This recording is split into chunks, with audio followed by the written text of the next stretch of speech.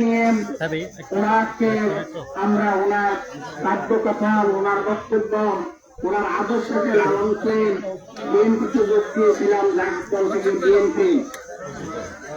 আমি জেনেছি আসলের একজন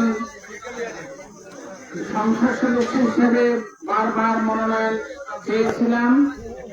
2018 নির্বাচনে তো ভোটে হয় নাই, কিন্তু আজ যারা যে সমস্ত ছেলেপেলে, যারা যে সমস্ত নেতা কর্মী আজকে আমার উপরে যে অন্যায় করেছে, এটার আসলে জবাব দেওয়ার মতন জানি না আমার এলাকাবাসী দিবেন কিনা, এবং আমি প্রশাসনের কাছে এটা জোর দাবি জানাই।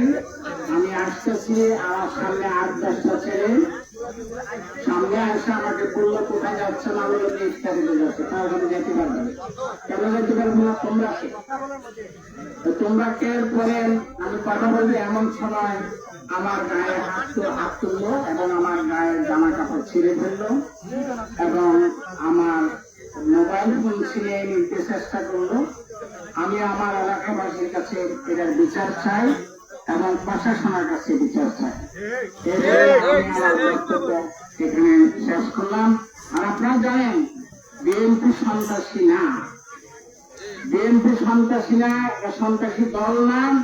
বিএনপি একদম ভালো মানুষের দল।